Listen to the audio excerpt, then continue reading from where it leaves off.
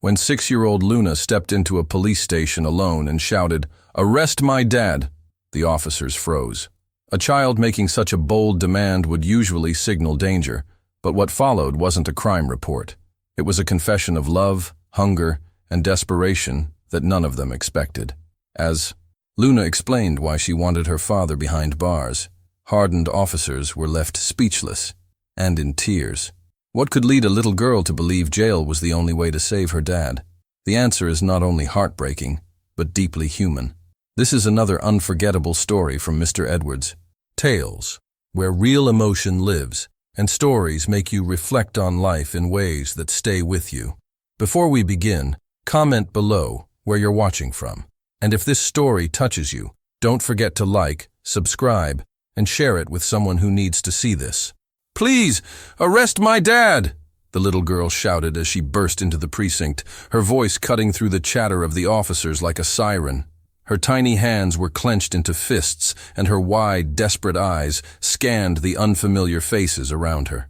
The officers froze mid-conversation, their attention instantly drawn to the frail figure standing just beyond the doorway, her cheeks soaked with tears and her hair clinging to her forehead. Sergeant Amaral was the first to move, instinct guiding him as he knelt to meet her eye level. "Sweetheart, what's your name? What happened?" he asked gently, though confusion clouded his face. The girl sniffled hard, hiccuping as she managed to speak between sobs. "Luna. My name is Luna. Please, I need you to take him away. He can't stay with me anymore."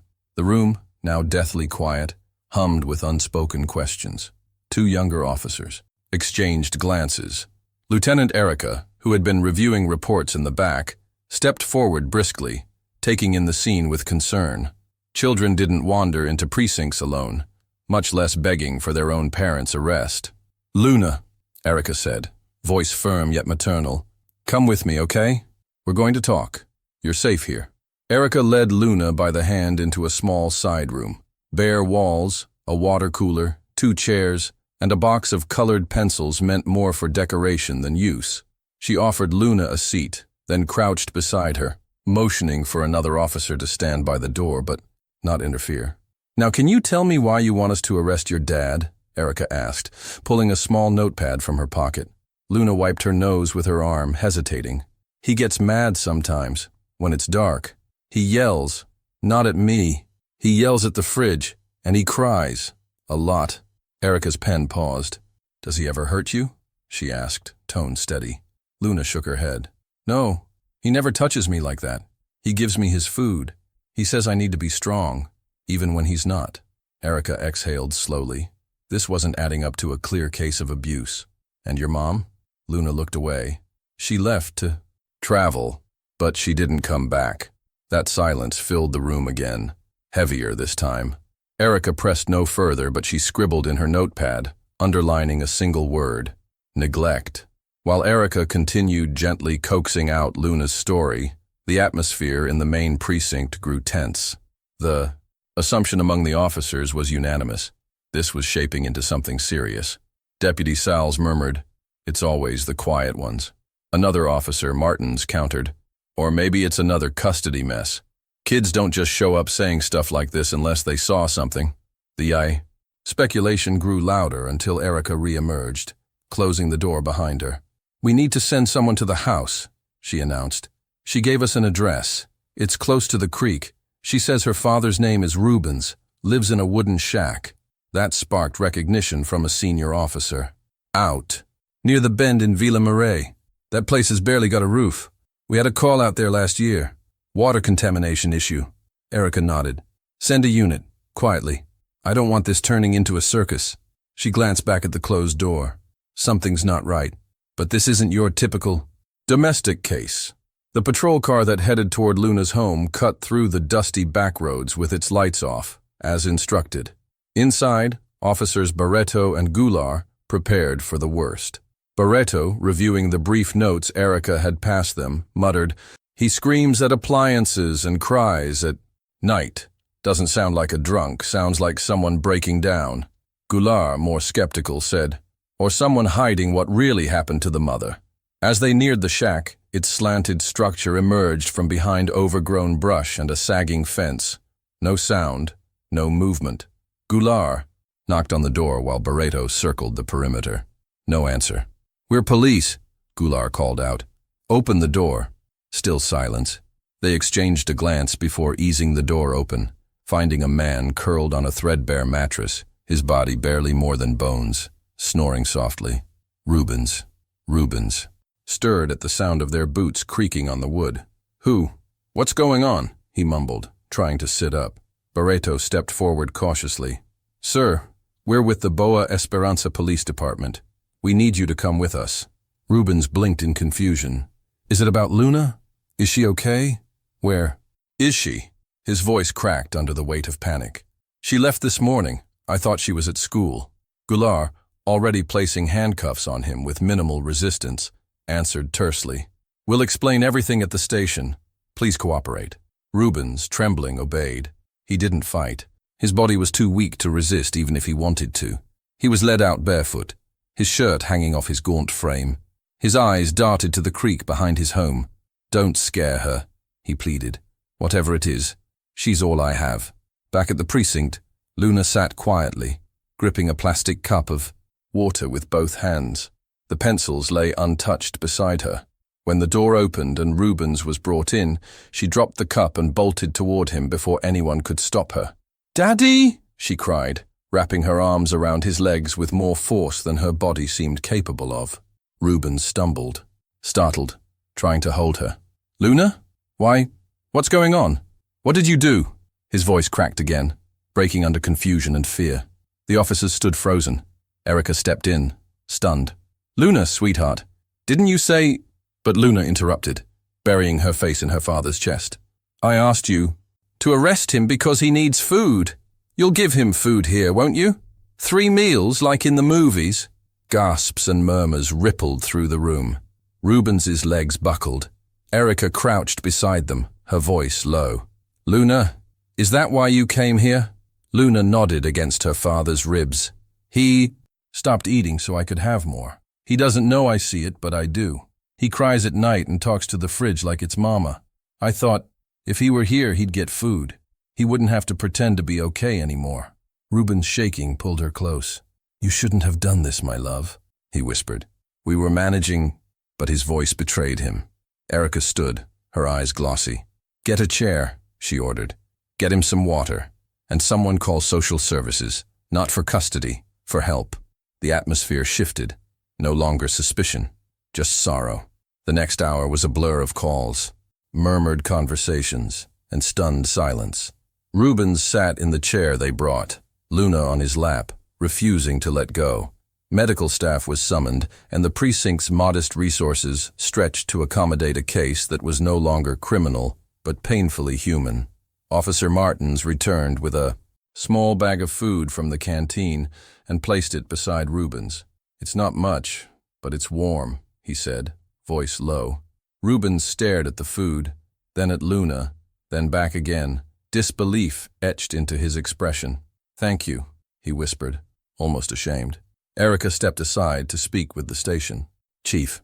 "Sir," she said, "I know procedure, but this isn't about procedure.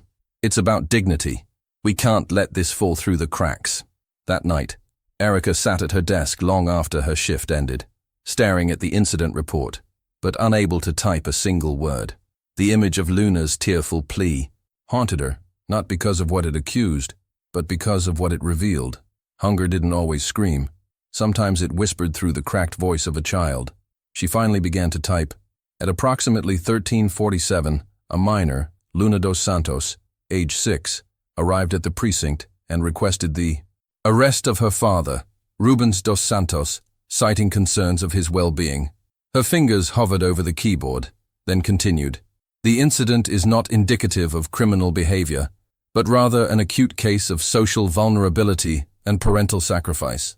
She saved the file under a new tag she'd never used before, humanitarian response. "He can't stay with me anymore," Luna repeated, her voice trembling but resolute. Lieutenant Erica knelt again in front of the child, placing both hands gently on Luna's shoulders. The girl's body was still trembling slightly, her cheeks flushed from crying. "Luna, Erica said softly.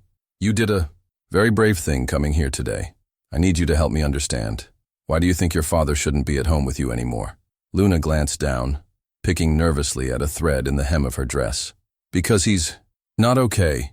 He talks to things. To the fridge. And to Mama, even though she's not there. One of the officers standing by the door took a slow step back, exchanging a glance with another. It was clear they were trying to piece together the picture forming from this little girl's fragmented words. Does he get angry with you? Erica asked. Luna shook her head hard. No, never with me. But he scares me. Not because of yelling, because sometimes he just sits on the floor and cries, and forgets to eat. Erica nodded, her face unreadable. She took Luna's hand and squeezed it. You're not in trouble. You're helping him. In the adjacent room, officers debated in hushed tones, drawing their own conclusions based on the snippets they had overheard. It's gotta be domestic abuse, said Officer Goulart, arms folded, eyes narrowed toward the closed door. Kids don't say stuff like that for no reason. But Sergeant Amaral shook his head slowly. She didn't say he hit her. She said he talks to the fridge. That's strange, but not abuse. We need to be careful. Deputy Salas chimed in. Still, if there's mental instability involved, the child could be at risk. What if he's losing it? Talking to the fridge? Crying on the floor? It's not normal.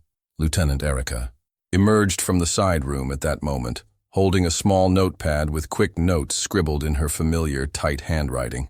We're not jumping to conclusions, she said firmly, hearing enough to interrupt. She says he gives her his food and hasn't eaten himself in days.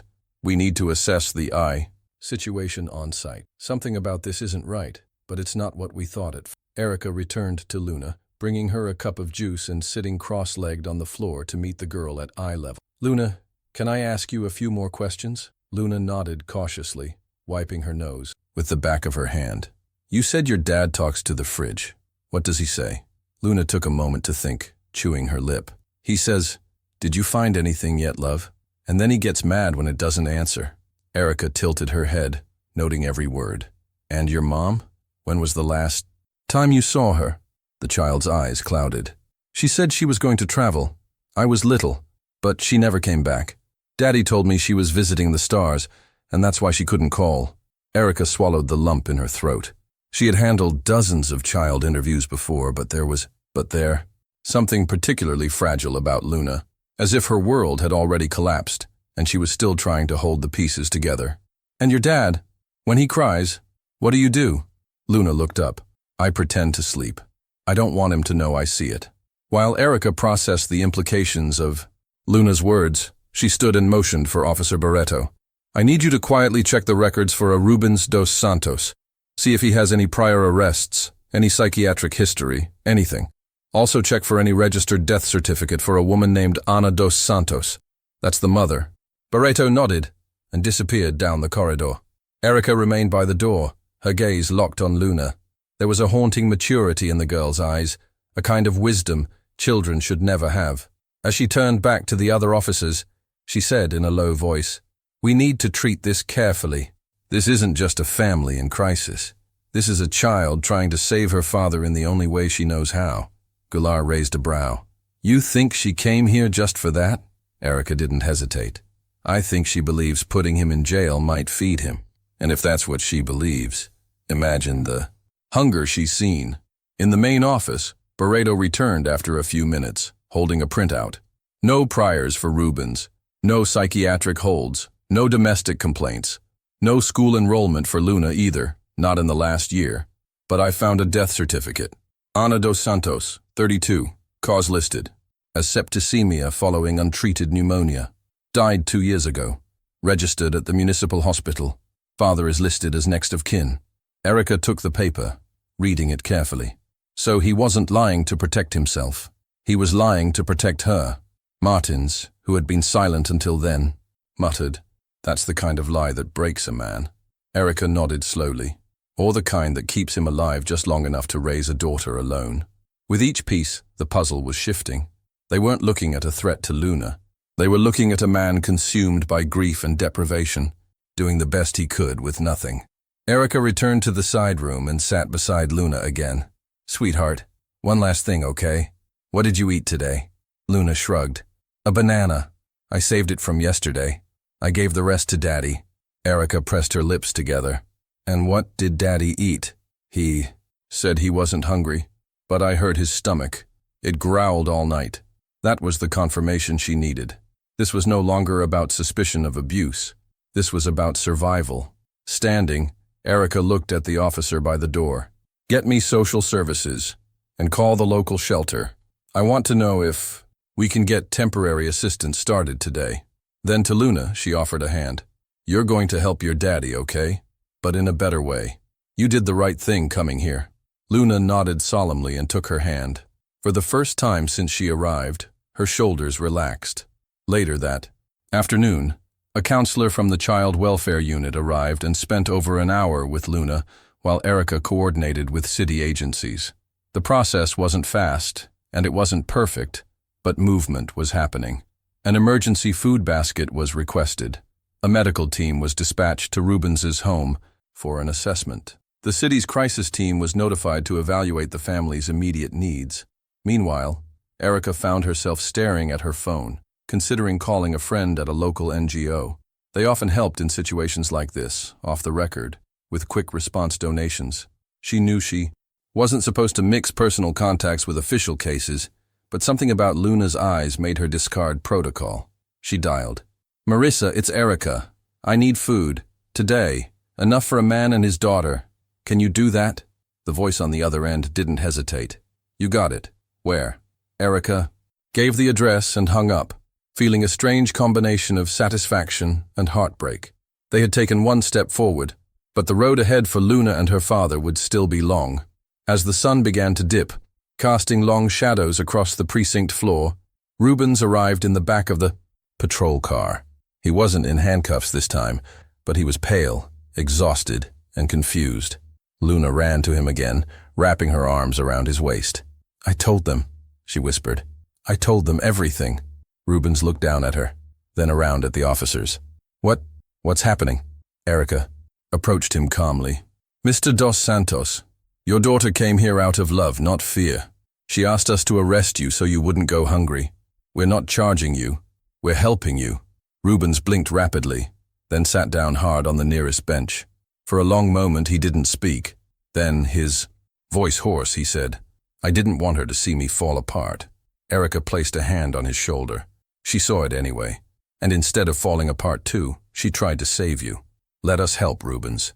Let us finish what she started. And for the first time since Luna entered the station, there was no tension, no confusion, only a heavy, aching silence that finally made sense. He yells at the fridge sometimes, Luna whispered, her voice barely above a breath, as she clutched the stuffed bear Lieutenant Erica had found in the lost and found drawer. The child sat on a plastic chair, her legs too short to reach the floor, swinging back and forth as she tried to organize the storm of thoughts in her head. Erica, sitting across from her at the small metal table, kept her posture soft and her tone steady, scribbling down notes while watching every flicker of expression on Luna's face. Why do you think he yells at the fridge, Luna? Erica asked carefully. Luna shrugged, but then tilted her head, as if considering something deeply. Because he thinks Mama is there. He says her name. He says, Anna, just say something. And then he cries. I think he misses her, but he gets mad too. That sentence lingered heavily between them. Erica underlined the word Anna in her notepad. Is Anna your mom? She asked, and Luna nodded slowly. And where is she now? The girl hesitated before answering, as if the truth was something she wasn't sure she was allowed to speak. She went on a trip, a long one, but she didn't come back. Erica didn't press immediately. She watched. Luna's eyes moved toward the wall, unfocused, as if she were drifting into a memory too large for her to carry. Do you remember when she left? Erica asked after a pause. Luna nodded. Daddy told me she was going to see the stars. He said she needed to go on a spaceship. Her voice took on a tone of conviction, the kind only a child could truly carry. But I waited. I looked at the sky every night. She never came back. Erica's pen stopped moving. It was now clear that the version of reality Luna held had been shaped by a father trying to shield her from something unbearable. Have you seen her? Since then? Even once? Erica asked. Luna shook her head. No, but sometimes Daddy talks to her like she's in the kitchen or in the fridge. She looked up with sudden urgency. Do people go inside fridges when they die? The question hit Erica in the chest like a weight. She leaned forward, reaching across the table to gently take Luna's hand. No, sweetheart. People don't go into fridges. I think your daddy is just very sad, and maybe he's confused. Outside the room, 2 officers monitored the interview through the one-way glass. Sergeant Amaral crossed his arms, eyes fixed on Luna's small figure. This isn't just poverty, he said. There's grief here, possibly some mental breakdown. Officer Martins nodded. And the girl? She doesn't even realize the mother is dead. She's been living with a ghost in a way. That can't be healthy. Amaral scratched the back of his neck. I want to believe the father meant well, but he might be losing his grip. And if that's the case, the girl is at risk, even if he's never laid a hand on her. Meanwhile, another officer brought in the official record from the civil registry, confirming Ana dos Santos's death. The report, dry and bureaucratic, detailed her death as a result of untreated pneumonia 2 years ago, leaving behind a surviving spouse, Rubens, and their minor child, Luna. Erica was informed immediately. She read the document without surprise but with visible sadness. He never told her. He really tried to keep her. World intact. But lies like that, they crack, eventually. Erica stepped back into the room, the paper still in her hand but tucked discreetly into her folder. She resumed her seat across from Luna, now slightly closer than before. Sweetie, do you remember when your daddy started talking to the fridge? Luna tilted her head again. Maybe, after he stopped going to work. He used to leave every morning and come back with bags. Then one day he just stayed home. He said he got tired of being invisible. Erica frowned. What do you think that means? Luna's reply was immediate. He says nobody sees him. That even when he talks, people pretend he's not there. But I see him. I always see him. Even when he's crying on the floor. There was a pause. Then Luna added, he thinks Mama sees him too. That's why he talks to her. So she doesn't forget he's there. Erica pressed her lips together, forcing herself to maintain control. And when he cries, do you feel scared? Luna shook her head. Not scared. Just sad. I wish I could fix him. But I'm only little. The words struck Erica harder than she expected. In all her years handling family crises, domestic abuse, and social neglect, she had rarely encountered a child who could articulate such profound understanding of emotional pain. She saw in Luna not just a victim of circumstance, but a child carrying the emotional burden of both herself and her grieving, broken father. Luna, if you could ask for one thing right now, anything, at all, what would it be? She asked. Luna looked at her bear for a long time, then replied, a big dinner, for me and Daddy, the kind with rice and meat and even juice, and a bed where he could sleep without crying. That's all. Erica stood slowly, nodding. That's not too much to ask. As she walked out of the room, her composure cracked just enough for Amaral to notice. You all right? He asked. Erica nodded. I've seen monsters, Amaral. This man's not one. He's just broken. And this child, she's been picking up his pieces. Back at her desk, Erica typed out a full report, carefully, including every nuance of Luna's testimony without exaggeration or omission. She marked the case as one requiring immediate psychological evaluation for Rubens and urgent social assistance. She recommended temporary intervention by a support team, not removal. Her language was firm, detailed, and compassionate. She didn't want some cold bureaucracy to strip this father and daughter apart for the crime of being poor and emotionally damaged. She wrote, while no signs of physical abuse are present, emotional instability in the guardian suggests potential indirect harm to the minor. However, the minor expresses deep emotional attachment and demonstrates cognitive clarity regarding her father's suffering. Recommendations include psychiatric support for the father, nutritional aid, and continued monitoring. Separation is not advised unless future incidents escalate. When she finished, she didn't reread it. She printed 2 copies and handed one to Amaral. Get this upstairs. Let them know this family needs care, not cages. Amaral nodded without a word. Meanwhile, Luna remained in the small interview room, now drawing quietly on a blank sheet of paper Erica had left with her. She drew a house with a red roof and a table filled with food. Beside it, a man and a girl held hands. Underneath, in shaky letters, she had written, "Me and Daddy when he gets better." An officer walked by and stopped to look. "That you?" he asked, smiling gently. Luna nodded. "That's us when we're not hungry anymore." He watched her for a moment longer, then stepped away without another word. That image would stay with him. That child's hope, drawn in pencil and silence, said more than 100 reports ever could. And somewhere deep in that precinct, behind all the locked doors and faded files, something had begun to change. A wound had been revealed, raw and honest. Now, finally, someone was willing to heal it. "Confirmed," said Officer Goulart, eyes fixed on the faded address, written in a child's handwriting. "There's a shack registered under Rubens dos Santos near the polluted stretch of the creek." He handed the paper to Delegate Mauro Antunes, who examined it with a grim expression. "That area barely sees garbage collection, let alone social assistance," Mauro murmured, standing up from his desk. "Send a patrol unit, discreetly. I want eyes on that house in 10 minutes. The station, which had been humming with background chatter and low-key paperwork, shifted instantly. Officers stood, radios buzzed, and the tension crept up with every second. Mauro turned to Lieutenant Erica. "You're coming with us. You've talked to the girl. You know the nuances. If this is what I think it is, we may have a full-blown case of psychological breakdown, possible endangerment of a minor, and, God forbid, something worse. We can't assume.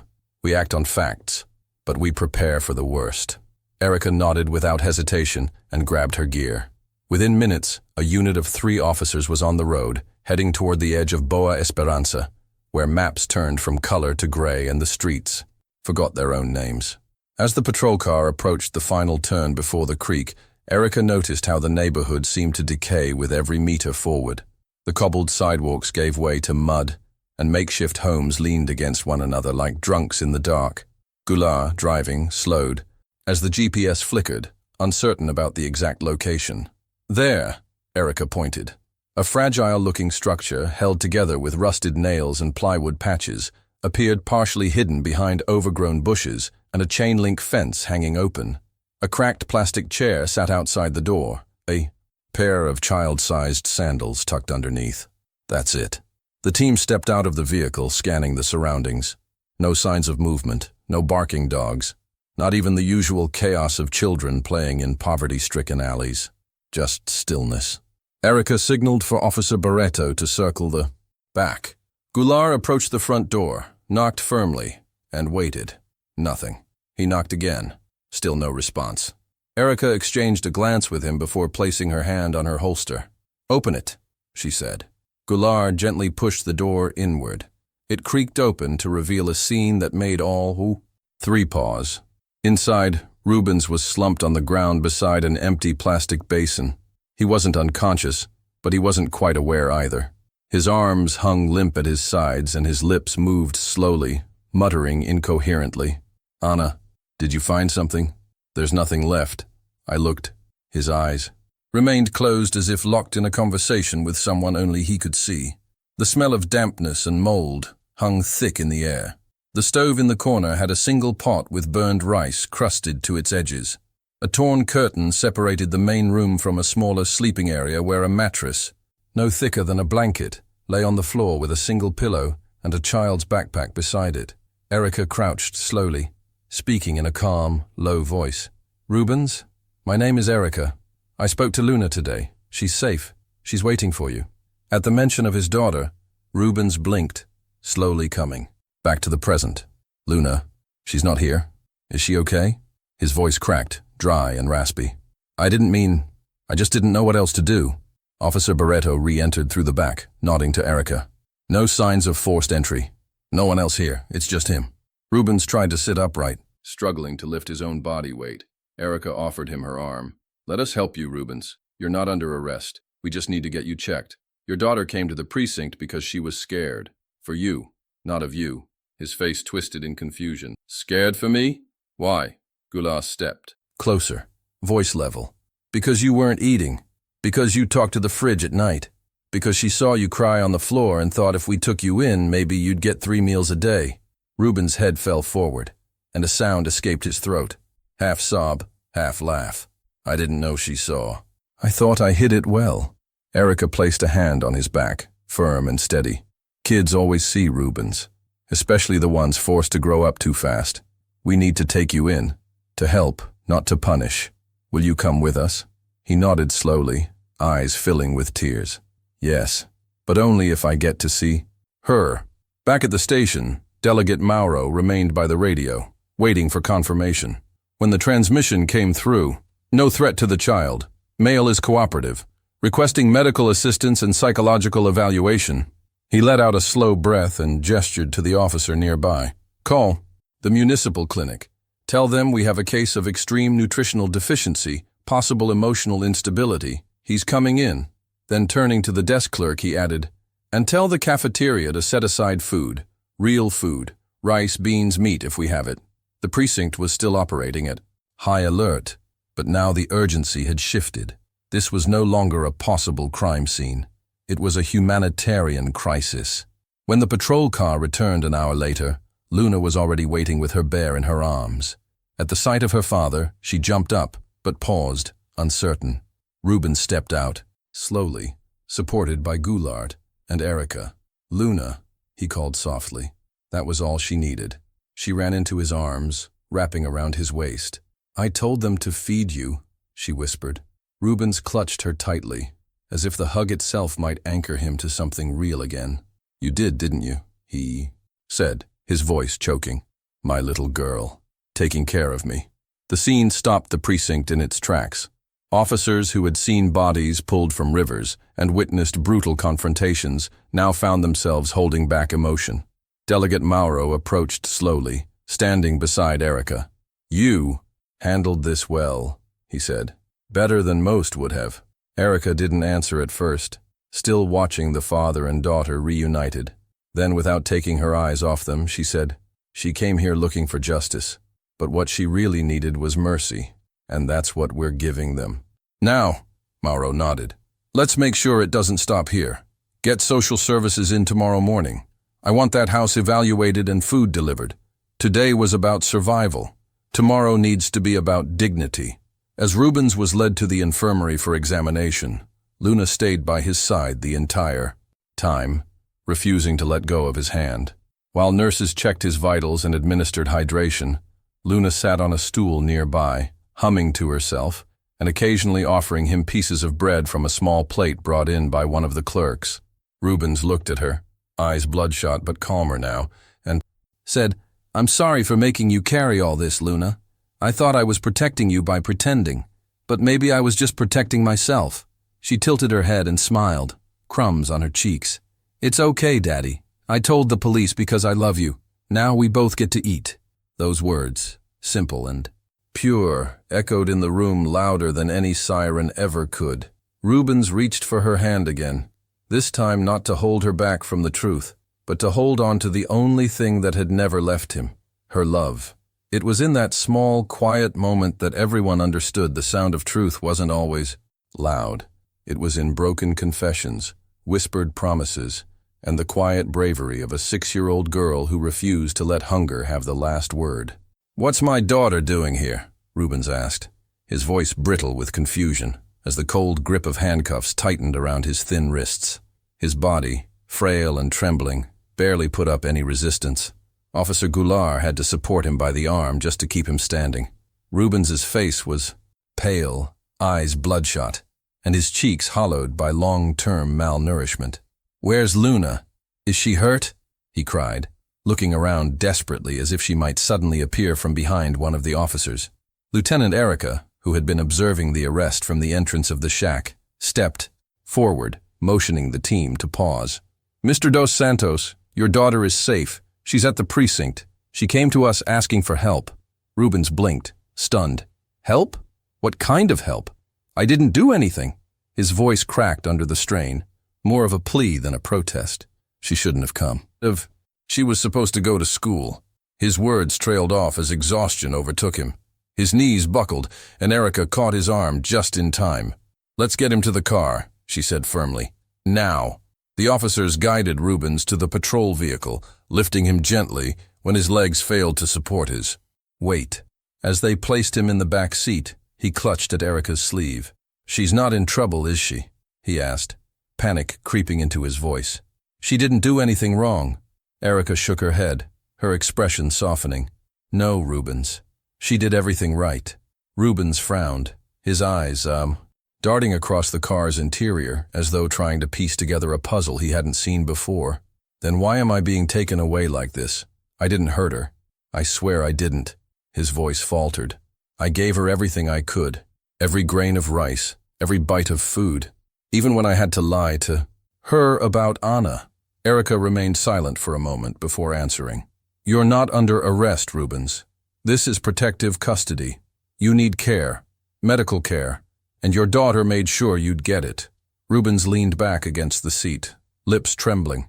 He looked like a man who had been holding his breath for years and was only now realizing how empty his lungs had become. At the precinct, anticipation had built into quiet tension. Officers who weren't directly involved in the case still hovered near the reception area, drawn in by the weight of the situation.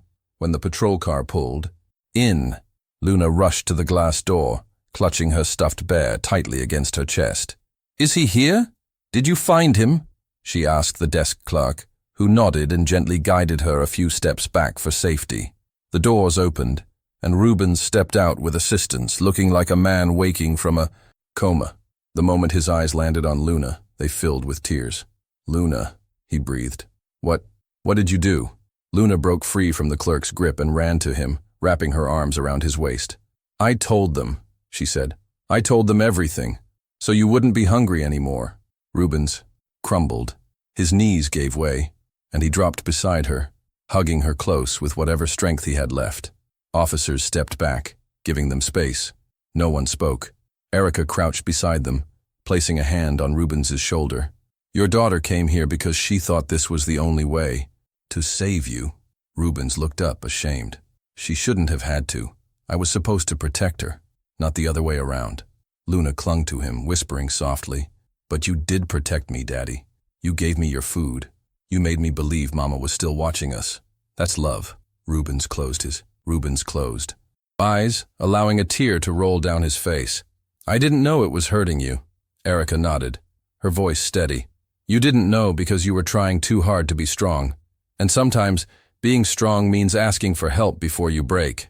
Rubens nodded slowly, and this time didn't resist. When two officers helped him to his feet and guided him toward the medical wing, Luna followed closely, still holding his hand. In the infirmary, a nurse checked Rubens's vitals while he sat quietly on the edge of a hospital bed. His shirt was removed, revealing sharp ribs and bruises from minor falls he hadn't even noticed. "When was the last time you had a full meal?" the nurse asked. Rubens thought for a long moment. "I don't remember. A few crackers here and there. Whatever I could find for Luna, I gave her first. I guess I stopped noticing when I stopped feeling hungry." The nurse glanced at Erica, who had remained nearby, then continued the examination in silence. Rubens turned to her again. "Did she say how long she knew I was skipping meals?" Erica nodded. "She said your stomach growled at night, that she heard you talking to the fridge, that she saw your tears and pretended to sleep so you wouldn't be ashamed." Rubens swallowed hard, visibly shaken. "She's only 6, he whispered. "And she had to carry all that." Erica stepped forward. "She carried it because she loves you. And now, it's our turn to carry both of you." Later that evening, Delegate Mauro entered the infirmary with the official report in hand. He reviewed the medical notes, then approached Rubens, who was now lying under a blanket, eyes half closed but alert. "Mr. Dos Santos, based on everything we've seen and heard today, you are not under criminal investigation. There is no charge. This isn't about prison. It's about healing." Rubens exhaled, a mixture of relief and disbelief washing over him. "And Luna?" he asked. "She stays with me, right?" Mauro nodded. "That will depend on the evaluation from social services. But if your health improves and there's stability, our recommendation will be for support, not separation. Your daughter's testimony and actions today showed that what you lack isn't love, it's resources." Rubens's eyes welled again. "I'll get better. I'll do whatever it takes. I just need time. Mauro handed him a folder with a few printed forms. Time and help. Both are coming. Luna was given a blanket and allowed to stay in a small room adjacent to the infirmary. She insisted on being close to her father and refused to sleep until she saw him eat. When a small meal was brought in, rice, beans, and chicken, Luna sat beside his bed watching every bite. You need to eat all of it, she said firmly. Rubens chuckled softly, the sound dry but genuine. Yes, ma'am. He obeyed, chewing slowly. With each bite, Luna's expression softened, her tiny hand holding onto his arm like a tether to life. She leaned her head on his shoulder. Now you won't go hungry anymore. Rubens kissed her forehead. No, thanks to you, I won't. Across the hall, Erica stood watching through the narrow window, arms crossed, her eyes wet. She turned to Officer Goulart. She didn't just bring him to the station. She brought him back to life. Goulart nodded in agreement, and all she asked in return was that he eat. The precinct, usually a place of punishment and cold procedure, had become a sanctuary, just for one night, and that was enough. "Daddy!" Luna shouted, darting through the open corridor of the precinct as soon as she saw Rubens being guided inside by Officer Goulart and Lieutenant Erica. Her small feet barely touched the ground as she ran, arms open wide, her bear tumbling from her grasp as she reached for the man whose presence meant everything. Rubens turned toward the voice, disoriented, still exhausted from the car ride, and overwhelmed by the unfamiliar surroundings. When he saw his daughter racing toward him, he instinctively opened his arms. Luna collided into his chest and wrapped her arms around him with a grip so fierce it startled everyone around them. "I told them to arrest you, Daddy! I asked them to!" she cried, her words pouring out in a rush, filled with urgency, innocence, and love. The officers nearby, who had paused their activities to watch the unexpected reunion, exchanged confused glances. Delegate Mauro Antunes, who had been reviewing a case file across the room, stood up slowly, his brows furrowed. "What the hell is she talking about?" he muttered. Erica, still catching her breath from the escort, didn't respond immediately. Instead, she walked toward the father and her daughter, her expression unreadable. Rubens was trembling, one hand loosely holding onto Luna, while the other remained in Officer Goulart's gentle grasp. "Why would you do that?" he asked, his voice cracking, barely audible. "Why would you want me arrested, Luna?" The girl looked up at him, eyes wide, cheeks flushed, but her voice was firm despite the tears forming again. "So you could eat, Daddy. So they would give you food. On TV, people in jail always eat 3 times a day. I thought it would be better for you there." Her explanation, said with such simplicity and sincerity, hit everyone in the room like a blow to the chest. Even the seasoned officers, many of whom had grown jaded from years of dealing with lies, violence, and hardened criminals, stood silently, processing the weight of her words. Delegate Mauro walked slowly toward them, removing his glasses as he approached. "Lieutenant," he said, without taking his eyes off the pair, "we're going to need to talk to both of them again, separately. This changes everything." Erica nodded, already anticipating the shift in focus. "It's not what we thought, sir. It never was." In a reserved interview room, Luna sat at the same small table where she had first given her testimony. This time, she was calmer. Her bear had been retrieved and placed on the table beside her. Erica entered alone, setting her notepad aside before taking a seat across from the girl. "Luna, remember when you told me your dad yells at the fridge and talks to your mom?" Luna nodded, playing with the bear's ear. "Yes, sometimes he cries too." Erica leaned in gently. "He's not angry at you, is he?" "Never," Luna replied quickly. "He always says sorry to the fridge after. I think he wants Mama to answer, but she doesn't. He misses her." Erica took a breath. "And you came here because you thought being in jail would help him?" "Yes," Luna said, not flinching. "I didn't know what else to do. He gave me his food, but he looked so tired. His hands shook, and he talked in his sleep. I thought he was going to disappear like Mama." Erica closed her eyes briefly, her hand curling into a fist beneath the table. "You did something very brave, Luna. You asked for help when no one else would." In another room, Rubens sat under the bright light of the interrogation desk, flanked by Officer Goulart and Delegate Mauro. He was thinner, than most remembered from his ID photo. His clothes hung from his frame, and his eyes were hollow. "I don't understand," he said again, shaking his head. "She turned me in, but she's just a little girl." Mauro remained still, then slowly slid a sheet of paper across the table. "She thought she was saving you. Her words, not ours.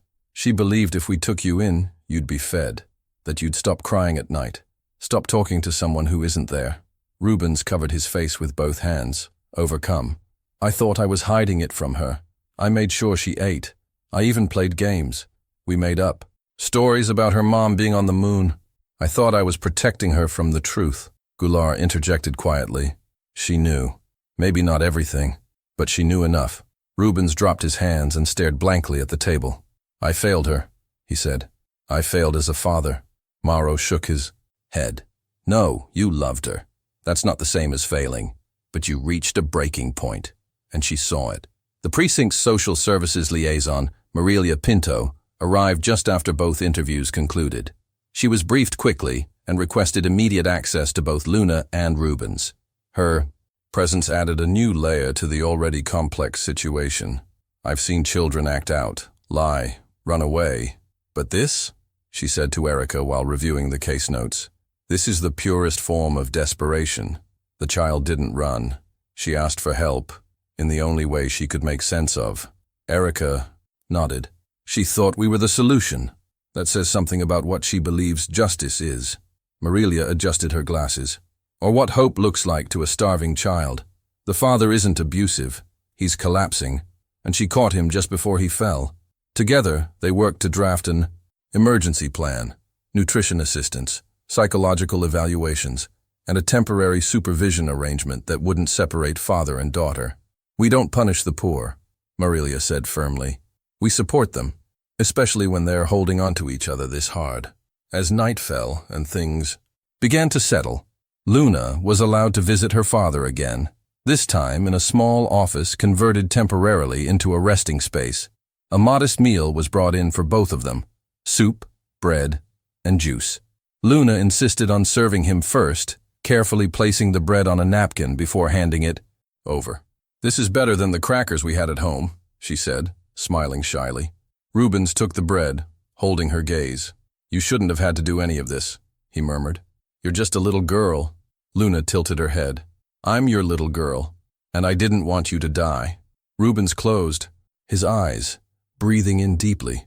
"You saved me," he whispered. Not many children get to say that. They ate quietly, side by side, and for the first time in months, both of them felt full, of food, of peace, of something close to safety. Delegate Mauro reviewed the updated case file late that night, sipping his coffee slowly as he turned page after page. He stopped at Luna's original quote, written exactly as she'd said it. "Eu pedi pra prender você, papai." He underlined it, then scribbled a note in the margin. "Motivo, amor." He leaned back in his chair and looked through the window into the precinct hallway, where Erica walked past with a blanket for Rubens and Luna. It wasn't often the station held onto a story like this, a story where no one had to be punished to find resolution. In that moment, Mauro understood something essential. Some arrests are made not out of justice, but out of love. And sometimes love is the only thing powerful enough to rebuild what life has tried to destroy. "I saw it on TV," Luna began, her small voice trembling as she gripped the sleeves of her sweater, her eyes locked on the image of her father resting behind the infirmary door. "They said people in jail eat 3 times a day, with real food.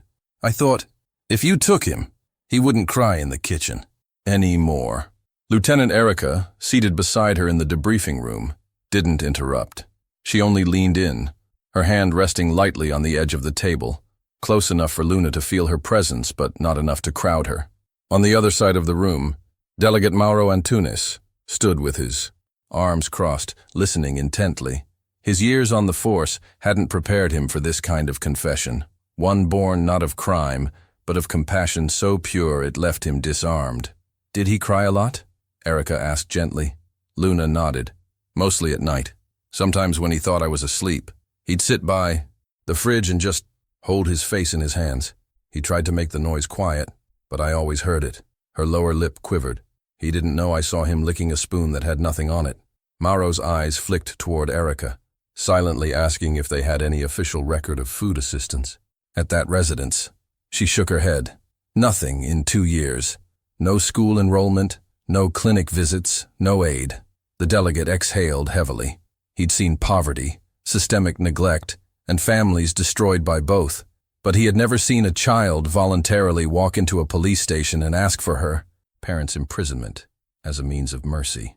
"Why didn't you tell someone sooner, Luna?" he asked, his tone careful. Luna shrugged, eyes falling to the table. "There's no one to tell. We don't have a phone. The neighbors don't talk to us. He didn't let anyone inside. Not because he was mean, because he was ashamed. He thought they'd take me away if they saw how we lived. He said we just needed a little more time." Mauro nodded slowly. "And what made you come here now?" Luna blinked hard. "He fainted last week, just for a minute, but it scared me. Then I saw the TV again at the store window. They said even prisoners have to eat every day. I thought, if I lose him, I'll have nothing, not even hope." There was a long pause, and the weight of her words settled over the room like a verdict. Erica leaned back, eyes glassy. She could feel the walls of procedure closing in, but she resisted. This wasn't just a file to be processed. It was a cry for help, disguised as an act of betrayal. "Luna," she said, her voice thick, "when you came to the station today and asked us to arrest your father, you were trying to protect him, weren't you?" Luna nodded solemnly. "I thought, if he was here, wouldn't have to pretend to be strong anymore. And maybe he'd get food, and maybe they'd help him sleep. He never sleeps. He just lies there and talks to Mama. But Mama's gone." She looked up, and for the first time her eyes weren't filled with panic, just exhaustion. "I didn't want to hurt him. I just wanted him to stop disappearing." Erica's hand finally found Luna's, and she gave it a gentle squeeze. "You didn't hurt him, Luna. You saved him. Maybe the only way you knew how." In the adjoining room, Ruben sat in silence, listening through the partially open door. He hadn't been formally allowed to hear the conversation, but the soft echo of his daughter's voice carried through the corridor. Every word she said cut into him, cleaner than any blade could. "I didn't know she saw that much," he whispered to himself. Officer Goulart, who stood guard nearby, hesitated before speaking. "They always see, Rubens. Kids don't miss much, especially when they love you." Rubens covered his face with both hands. "I thought I was hiding it. I thought I was doing the right thing, keeping her fed, keeping her safe. I didn't want her to know I was falling apart." Goulart stepped closer. "She didn't just know. She tried to catch you before you hit the ground. That's why she came to us." Rubens nodded slowly. "And now, she thinks jail is the answer." His voice cracked again. "What kind of father lets it get that far?" Goulart didn't answer. Some questions had no words, only actions that could follow. Delegate Mauro returned to the report at his desk and began revising it by hand, crossing out sections that no longer applied. He changed the classification of the case from negligence, potential risk to minor, to extreme socioeconomic vulnerability, no immediate threat. He included Luna's testimony verbatim, not for legal purposes, but because he believed the raw truth deserved to be documented in the girl's own words. He scribbled a personal note in the margins. "This isn't a crime. It's a plea, and it deserves an answer." He picked up the phone and called the Municipal Welfare Department. "We need fast-track assistance for a father and daughter. Food, therapy, housing evaluation, and someone from your team needs to sit down with that child. She's smarter than all of us combined." When he hung up, he didn't feel triumphant. He felt responsible for allowing a system to make a 6-year-old believe jail was her only path to saving the one person she loved most. Later that day, Luna was allowed to sit beside her father again, under supervision. They were given a few minutes, and though both looked exhausted, there was peace between them now. Rubens reached out and held her hand, his grip shaking. "You shouldn't have had to do that," he said. "You shouldn't have had to be the grown-up." Luna leaned against his shoulder. "But I wanted to, because I love you." Rubens lowered his head, tears falling freely now. "I promise I'll get better. Not just for you, because of you." She nodded. "That's all I want." They sat like that, unmoving, while the world outside continued at its usual pace, unaware that in one small room, A child's act of rebellion had become a declaration of love, and a confession of the kind no adult had dared to make. Erica watched them from the hallway and took a final note in her file. Child's confession reveals systemic failure. Response must be human, not bureaucratic. Then she closed the folder and placed it gently in the drawer, not because the story was over, but because it had just begun. "I lied to her," Rubens confessed, his voice hoarse, almost broken, as he sat across from Lieutenant Erica in the modest infirmary office now converted into a space for social interviews. Luna had just been escorted to a supervised play area by a volunteer from Child Services, leaving Rubens alone for the first time in hours. His hands trembled slightly as he ran them through his hair, then rested them on the table, palms up, as if surrendering to his own guilt. When Anna died, Luna was only 4. How do you explain to a child that her mother's body failed her, that there's no coming back? I couldn't say the word death. I didn't want that to be Luna's first understanding of goodbye. Erica didn't interrupt. She watched him, her notebook closed on the table. She had heard hundreds of confessions in her career, many laced with denial, blame, or excuses. This wasn't one of them. This was a man unraveling, not for sympathy, but for honesty. Rubens swallowed hard and looked up. I told her Anna went to the stars, that she was traveling. Every night, Luna asked if I thought her mother had arrived yet, and every night I said yes. I used to work, he continued, his voice growing steadier. With each word, I had a job at the warehouse down near the bus terminal. Not glamorous, but steady. Then came the cuts. They let go of all the temporary workers. No contract, no rights, no severance. Just, don't come back tomorrow. I thought I'd find something else. But weeks turned to months. The bills piled up. Anna had been sick, but we couldn't afford the full treatment. The public clinic was overcrowded. They gave her antibiotics too late. When she died, I wasn't just burying my wife. I was burying the last part of the life I recognized. His voice cracked again, but he didn't stop. I sold everything worth anything. The fan, the mattress, the radio. I kept the fridge because Luna still believed it might bring something, and I'd rather lie than let her feel what hunger really means. So I gave her my food, said I already ate, said I wasn't hungry, but my body couldn't lie like I could. It got weaker, thinner. I started talking to myself because the silence was too heavy. Erica leaned forward, her elbows resting on the edge of the table. "Why didn't you ask for help?" she asked, not accusingly, but gently, like someone offering a hand to a drowning man. Rubens laughed, dryly, no humor in the sound. "Pride? Shame? I'm not sure anymore. Maybe I thought I had to be strong for her, that if I looked broken, she'd be broken too. I'd walk her to the edge of the street and pretend to go to work, then circle back through the alley and sit inside the house until she returned. I needed her to believe we were surviving, that she had a father who could handle things." He looked up again, his eyes wet. "But I wasn't surviving. I was pretending, and all the while she was watching. She saw more than I ever thought she would." Erica nodded, her jaw tense. She didn't just see. She understood. That's why she came to us. Rubens lowered his head. She shouldn't have had to. I should have been the one to fix it. Delegate Mauro joined them moments later, his expression unreadable as he sat beside Erica. He had already read the preliminary report. He had seen the evaluations. But hearing Rubens speak was different. "Mr. Dos Santos," he began, "do you understand what your daughter did today? She didn't just report you. She made us look at what we weren't seeing. You've become the face of something bigger, something we ignore until a child puts it in front of us and forces us to feel ashamed." Rubens looked surprised. "What do you mean?" Mauro placed a hand on the table. "This case is going public. Journalists are already asking questions. We haven't leaked anything, but word spreads. The story of a girl who turned in her father so he could eat. It's not just about you anymore. It's about all the people like you, the ones starving in silence, the ones faking strength while wasting away in front of their children." Rubens stiffened, unsure whether to feel honored or exposed. "I didn't ask for attention," he murmured. "I just wanted her to believe we'd be okay." Mauro nodded. "And that's exactly why people are listening." Later that afternoon, a team from the Municipal Welfare Department arrived to do an on-site evaluation at Rubens's house. The officers escorted them to the small wooden shack, where peeling walls, A stained mattress and a fridge holding only a near-empty ketchup bottle painted the full picture of what Rubens had been trying to hide. The social worker, a woman named Teresa with years of field experience, stood inside for a full minute before speaking.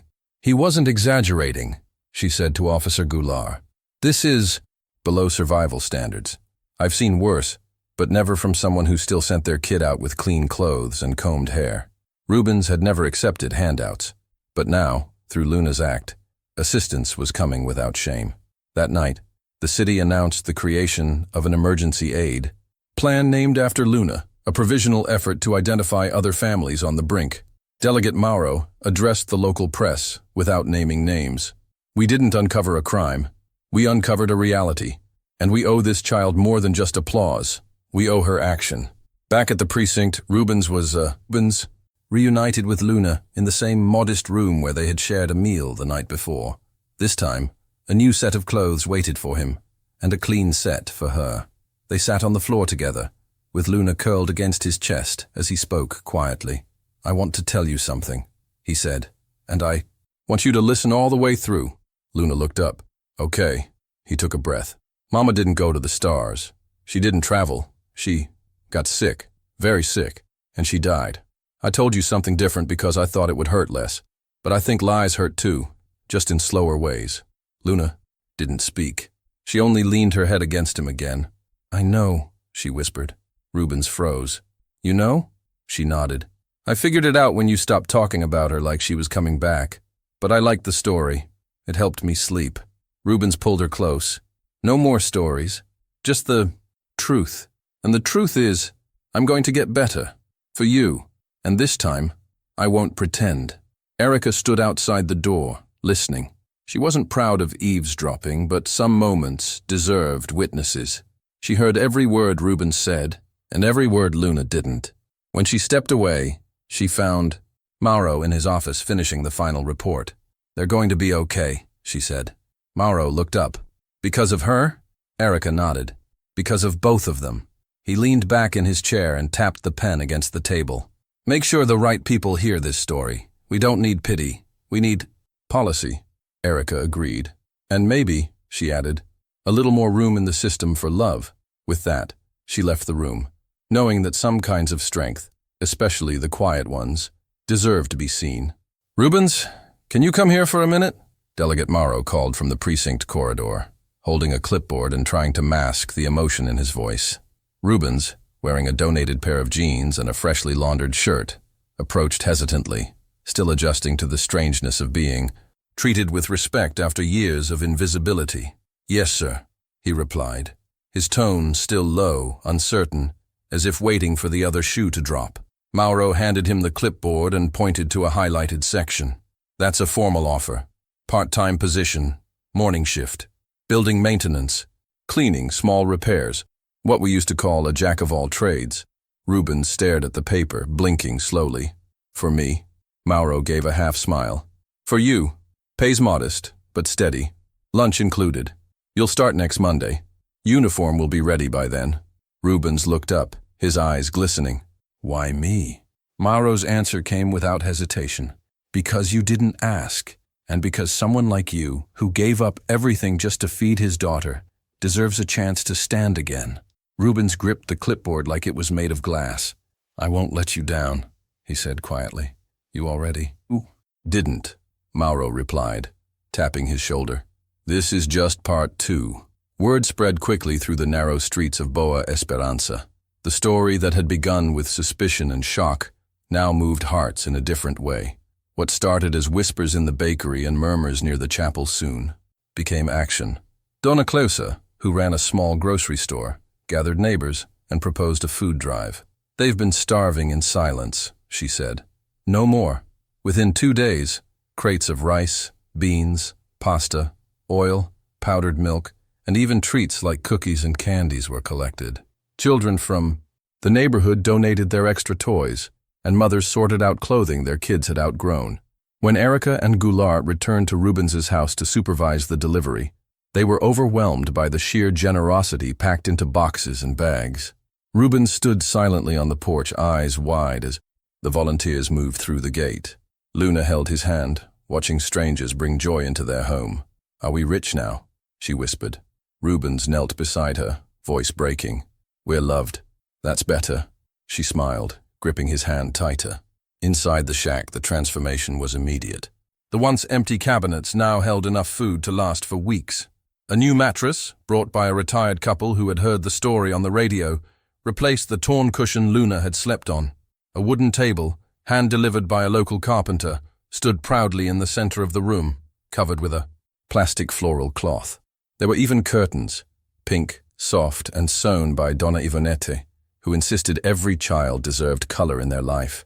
Rubens moved through the house slowly, his hand grazing each surface like he needed to confirm it was real. "I don't know how to thank them," he said to Erica, who was overseeing the final setup. "You don't," she replied. "You just live, feed your daughter, show up to work. That's how you thank a community, by staying upright." Rubens nodded, deeply aware that every piece of generosity came with the weight of responsibility. "I will. I swear." The following morning, Luna arrived at the precinct holding her father's hand, proudly showing off her new shoes, slightly too big but clean and white. The officers greeted them not with awkward nods, but with genuine warmth. Officer Martins offered Luna a chocolate bar, and Officer Barreto showed her the break room, promising there would always be cookies there for her. Rubens filled out his employment forms in Mauro's office, then received a small badge with the label Auxiliary Staff Facilities. He turned it in his hand like a medal. "This means more to me than you'll ever know," he said. Mauro nodded. "I think we know." Meanwhile, Luna spent the morning drawing at Erica's desk, carefully sketching a big house with a full kitchen, a smiling man with a broom, and a small girl holding a bear. Above the drawing, she wrote in large, crooked letters, "My daddy is working." By midday, the community effort was featured in the local newspaper. A front-page article titled, "From Hunger to Hope," told the story of a girl who walked into a police station not to report a crime, but to ask for mercy. The piece detailed the transformation, not just of Rubens' life, but of the way Boa Esperança viewed suffering.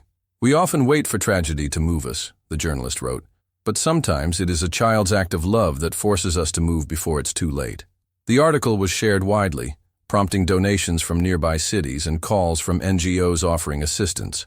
One organization promised to fund Rubens' training for electrical maintenance, opening possibilities he had long abandoned.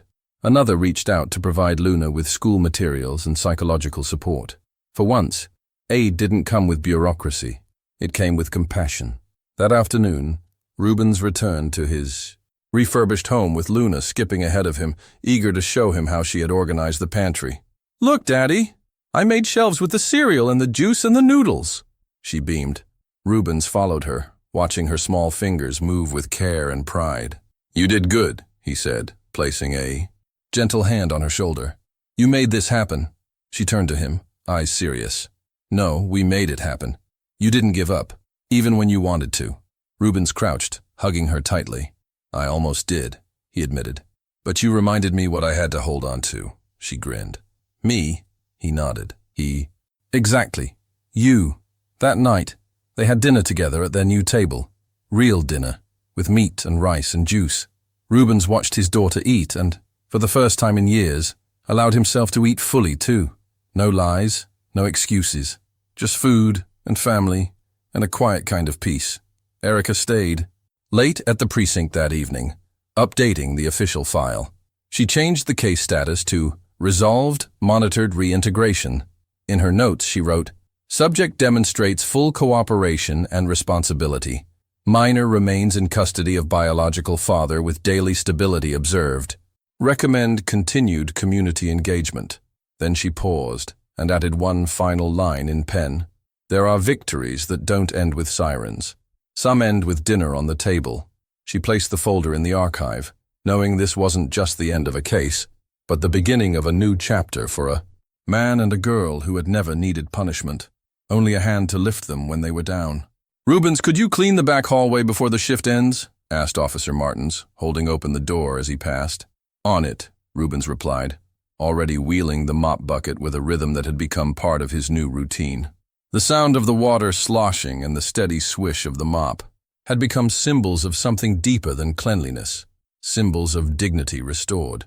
For the first time in years, Rubens had a purpose that came with a name badge and a locker. His uniform may have been simple, but each morning, when he buttoned the shirt and laced his shoes, he felt as though he were putting on armor against the past. Between shifts, he often checked on Luna, who spent a few hours at the precinct's recreation room before heading to school. She had her own routine now, drawing pictures for the officers, helping refill the candy jar, even making inspection rounds to ensure her father didn't miss a spot. It was all playful, but for Rubens, her presence was a reminder of why he showed up each day with pride. Every sweep of the broom, every emptied trash bin, was a silent promise. We are not going back to hunger. The precinct had changed, too. Officers once hardened by routine now found themselves softened by Luna's daily presence and the memory of her bravery. Delegado Mauro, usually buried in paperwork, made time to check on the father and daughter at least once per shift. "How's our honorary inspector today?" he would ask Luna, who'd stand tall and salute. Giggling. Erica, now promoted to Chief of Community Relations, often visited during lunch, sometimes bringing an extra sandwich for Rubens when the cafeteria ran short. One day, while reviewing a local newspaper, she came across an op-ed titled 3 Meals a Day, One Act of Love. It had been written by a local journalist who had followed Luna's story from the beginning. The article posed a question that echoed in Erica's mind. If one little girl could change her father's fate, how many more are waiting to be heard? That same afternoon, she scheduled a meeting with the city council. By the end of the week, the precinct launched the pilot of a new community outreach initiative, Mesa Chea. Mesa Chea wasn't built on bureaucracy. It was built on action. The idea was simple: collect surplus food from local restaurants, bakeries, and grocery stores, and distribute it weekly to families flagged by community liaisons as vulnerable. But the execution required trust, and Boa Esperanza had never seen such coordinated generosity. The first meeting brought together 15 business owners, 5 volunteers from neighborhood associations, and several police officers, including Rubens, who was invited as a consultant by experience. He hesitated at first, unsure if his presence would be welcome, but Erica insisted. "You're not a guest, Rubens. You're the reason this exists."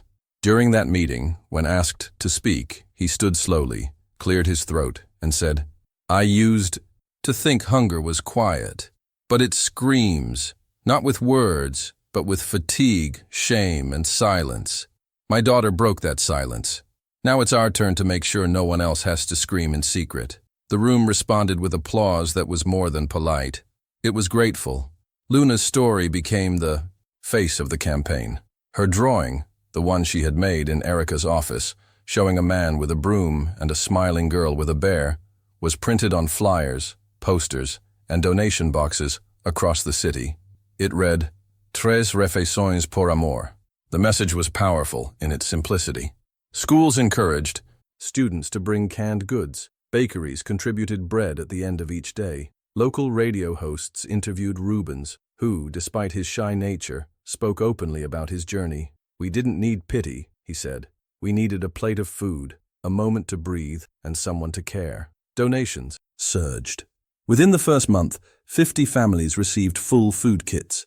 The second month, that number doubled. And in the third, neighboring districts contacted Erica for support in replicating the model. Boa Esperanza, once dismissed as a forgotten borough, became a blueprint for hope. At home, life was still humble, but no longer desperate. Luna had her own study corner now, with colored pencils and alphabet cards. Rubens cooked most evenings, often learning new recipes from community members who stopped by to drop off fresh produce. One evening, as they sat down to dinner, beans, rice, roasted vegetables, and a small piece of chicken, Luna looked at her plate and then at her father. "Do you think Mama would like this meal?" she asked. Rubens paused, his fork halfway to his mouth. "I think she'd love it," he replied. "Because we made it together." Luna smiled. "She must be proud." Rubens nodded slowly. "She is, and not just of me, of you." That night, Luna placed a note under her pillow. "Hoje, comi 3 vezes. Papai também." It was a small sentence, but one that once felt impossible. The social transformation in Boa Esperanza caught the attention of state authorities. A documentary team was sent to capture the journey of Rubens and Luna, as well as the Mesa Chea program. Cameras followed volunteers as they packed food, interviewed local donors, and filmed Rubens cleaning the precinct, always with quiet dignity. The final scene featured Luna sitting beside her father on the porch, sharing cookies with a child from the neighborhood. "She's the bravest person I've ever met," Rubens said to the camera. "She didn't ask for help for herself, she asked for me, and through that, she helped everyone." When the documentary aired, letters poured in. From across the country, strangers sent messages of encouragement, small donations, and stories of their own struggles. Luna received hand-drawn pictures from other children, many of them saying, "You helped my daddy too." Months later, during a citywide event honoring community resilience, Rubens was invited to speak. Standing on a simple wooden stage in front of dozens of families, he looked out into a crowd filled with familiar and new faces. Luna stood beside him, holding his hand. "We used to live with hunger," he began, "not just in our stomachs, but in our hearts. Hunger for dignity, for rest, for a future. Today, thanks to all of you, we eat. But more than that, we belong." The crowd applauded, and Luna squeezed his hand tightly. When they stepped down, several children ran up to her, hugging her like a hero. Rubens watched, his heart full. For the first time, he didn't feel like a man, recovering from tragedy. He felt like a father building a future. That evening, back home, Rubens tucked Luna into bed, brushing a curl from her forehead as she yawned. "Are we going to eat 3 times tomorrow too?" she asked sleepily. Rubens smiled. "Yes, and the day after that, and the day after that," Luna nodded, eyes already closing. "Then we did it, right?" Rubens kissed her cheek. "We did it. Together." As he turned off the light, he paused at the doorway, looking back at the girl who had once walked into a police station and changed the course of both their lives. From accused to amparado, from hunger to healing, their journey had proven one truth above all. Sometimes a full plate is just the beginning. If this story touched your heart, don't forget to support our work here at Mr. Edwards Tales. Hit like, subscribe to the channel, and leave a comment telling us what moved you the most. And if you know someone who needs to hear Luna and Rubens's journey, share this video with them. Your support helps us keep telling stories that matter.